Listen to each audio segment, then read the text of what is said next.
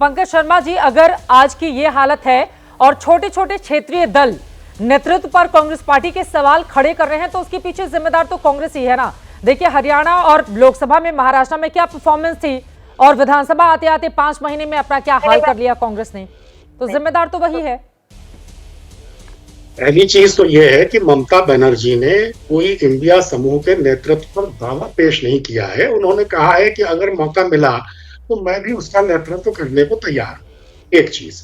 दूसरी चीज, मान लीजिए ये नौबत आती भी है तो ये जो लड़ाई है नरेंद्र भाई मोदी की भारतीय जनता पार्टी के साथ विपक्ष की, ये क्या सिर्फ सत्ता हासिल करने की लड़ाई है? नहीं, ये दो विचारधाराओं के संघर्ष का मामला है। तो विचारधारा से जो लोग मजबूत हैं, विचारधारा से जो लोग प्रतिबद्ध हैं, उनको इंडिया समूह का नेतृत्व करने का अधिकार रहेगा। ममता बनर्जी कांग्रेस में थी तो वो भारतीय जनता पार्टी की सरकार में रही, फिर अब वो तृणमूल कांग्रेस चलाती हैं और बहुत बार कांग्रेस की नीतियों का साथ नहीं देती हैं।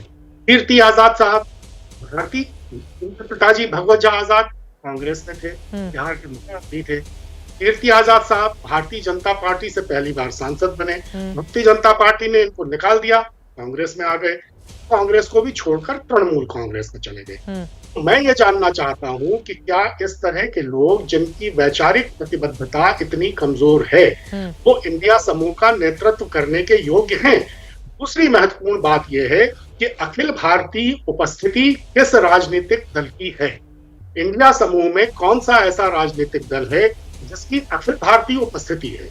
अखिल भारतीय उपस्थिति सिर्फ कांग्रेस पार्टी की है। ठीक है। तो अगर कांग्रेस पार्टी इंडिया समूह के राजनीतिक दलों को साथ लेकर नहीं चल पा रही है, ऐसी कोई भावना पनप रही है, तो उस पर मिल बैठकर सभी राजनीतिक दलों को इंडिया समूह के विचार विमर्श करना चाहिए। हमारे साथ और भी मेहमान हैं, जल्दी जल्दी एक एक टिप्पणी करते हुए मैं चाहूंगी कि वो इंडिया का मैप आप दोबारा दिखाएं। देखिए, मौजूदा वक्त में भारतीय जनता पार्टी 69% ऐसी आबादी है देश के जिस पर बीजेपी या फिर उसके एनडीए शासित दलों का कब्जा है। 20 राज्य ऐसे हैं, अलग अलग राज्यों में, अगर इस मैप के जरिए हम समझने की कोशिश करें, आप देखिए। और इसी वजह से यहां पर जो इंडिया गठबंधन के बड़े बड़े नेता हैं, क्षेत्रीय दलों के खासतौर से, उनके भीतर एक अलग तरह की बेचैनी है। इंडिया गठबंधन आप देख रहे हैं, एक जम्मू कश्मीर आप ले लीजिए, नीचे के बाकी हिस्से ले लीजिए। अगर बात करूं मैं कांग्रेस पार्टी की, तो ऊपर हिमाचल प्रदेश में, नीचे कर्नाटका, तेलंगाना, इन राज्यों में उसकी सरकार है कुल, और झारखंड दूसरी तरफ आप देख रहे हैं जहां पर वो दूसरे नंबर की पार्टी है।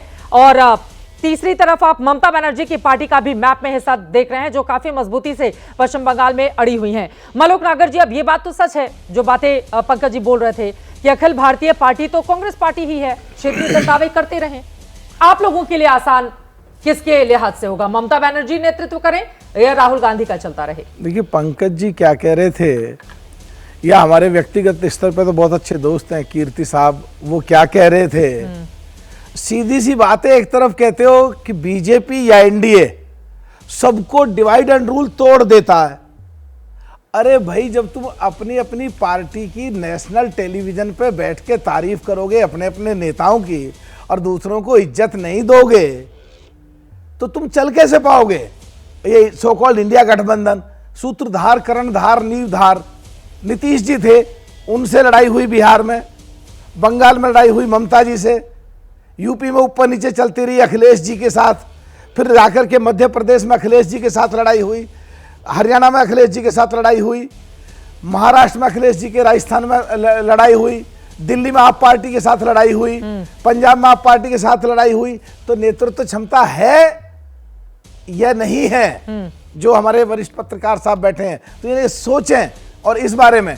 लेकिन जो हमारे लिए कह रहे हैं कि भाई वो तो दीदी तो लेकिन तगड़ी पड़ जाएंगे ना। देखिए, उनका जिस तरह का इतिहास रहा है पश्चिम बंगाल का, अगर राहुल गांधी से इतर उनका अनुभव देख लें, उनकी सफलता देख लें, तो मलूक नागर साहब आप लोगों के लिए तो मुश्किल कर देंगी वो।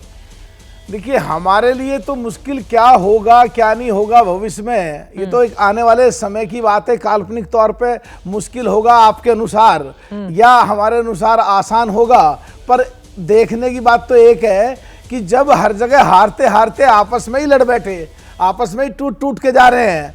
और कीर्ति आजाद जी कह गए कि भाई समाजवादी के साथ वहाँ यूपी में इशारों में कहा उन्होंने कि समाजवादी के कंधे पे चढ़ के 6 सीट जीत गए और उनको आते ही मध्य प्रदेश में कह दी हटाओ अखिलेश पखलेश। अरे सपा तो अभी से आंख दिखाएगी ना कि 2027 में ज्यादा सीटें ना मांग ले कांग्रेस पार्टी चुनाव लड़ने के लिए। चित्रा जी कैसे लीडरशिप करेंगे ये? हाँ। एलओपी को होना चाहिए पार्लियामेंट में। एलओपी साहब खड़े हैं दिल्ली और यूपी की बाउंड्री पे, 7 घंटे ट्रैफिक रोक दिया और कितने लोगों को परेशानी हुई। तो एलओपी का रोल क्या है? चले जाने देते आप लोग संभल, रास्ता रोक के आप लोग भी खड़े हो गए। देश संविधान से चलता है, संविधान के अनुसार इस देश की संसद के नियम और कानून जो बनाए हैं, अगर किसी देश के बड़े प्रदेश में इस तरह की हालत हो या छोटे प्रदेश में इस तरह की हालत हो तो वहां प्रशासन को संभालना होता है। ये राजनीतिक लोगों की एंट्री नहीं होती है।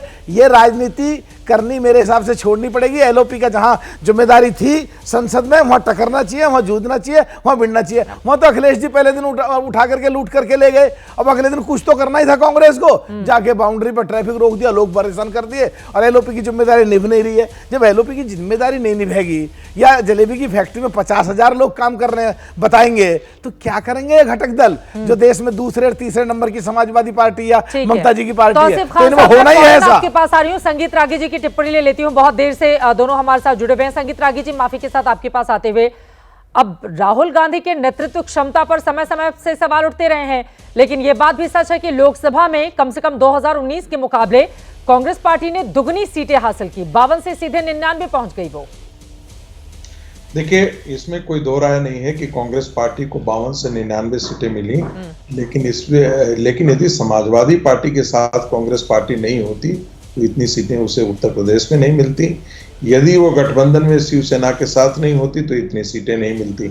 पॉलिटिकल लैंडस्केप जो है वो कांग्रेस पार्टी का वो आज भी बदला नहीं है। वो आज भी जो है वो दक्षिण भारत बहुत ऐसे प्रदेश हैं जहां पर कांग्रेस जो है वो कहीं भी नहीं है। तो जहां तक राहुल गांधी के नेतृत्व का सवाल था, पहले भारतीय जनता पार्टी कहती थी कि वो निकम्मे है, वो इसके लायक नहीं है, वो नेतृत्व के लायक नहीं है। अब उनके सहयोगी दल कहना शुरू करे हैं। स्वाभाविक है कि सहयोगी दल हार के बाद अपनी अपनी तलवारें निकाल ली हैं, और तलवारें इसलिए निकाल ली हैं क्योंकि उनको पता है कि आने वाले दिनों में जो विधानसभा के चुनाव है, जैसे अखिलेश यादव, वो कभी नहीं चाहेंगे कि राहुल गांधी और कांग्रेस पार्टी को राजनीतिक जमीन दी जाए उत्तर प्रदेश में। फिर उत्तर प्रदेश में वो चाहेंगे कि उनका ही वर्चस्व रहे, बाकी अन्य क्षेत्रीय दल भी चाहेंगे कि उनका ही वर्चस्व रहे। कांग्रेस के बेशक गठबंधन हो, कांग्रेस लेकिन थर्ड पार्टनर होना चाहिए, सेकंड पार्टनर होना चाहिए, लीड कोई और करेगा। तो कोई भी ये क्षेत्रीय दल अपनी जमीन वापस नहीं देना चाहता है। एक बात और अंतिम बात होना है, अभी बहुत कहा गया बंगाल में वाकई मोदी जी की दाल बंगाल में नहीं गिरी। इसलिए नहीं गिरी क्योंकि पश्चिम बंगाल को आपने रोहिंग्यों और बांग्लादेशियों का घर बना दिया है। आप वहां पर कितने करोड़ बांग्लादेशी आकर के वहां पर रह रहे हैं, और मैं बात नोट कर रहा हूं, बांग्लादेशी मुसलमान, आप घर को अशांत करके आप सत्ता में वहां पर काबिज हैं। बांग्लादेशी मुसलमान, उनकी आप नागरिकता खत्म कीजिए, उनका सिटीजनशिप बंद कीजिए, उनका वोटिंग राइट खत्म कीजिए। आप देखिए बंगाल एक दूसरे तरीके का बंगाल होगा।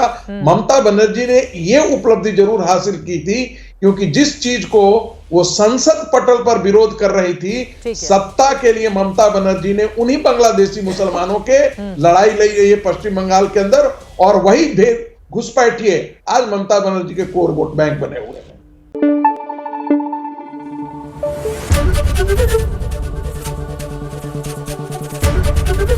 एबीपी न्यूज आपको रखे आगे।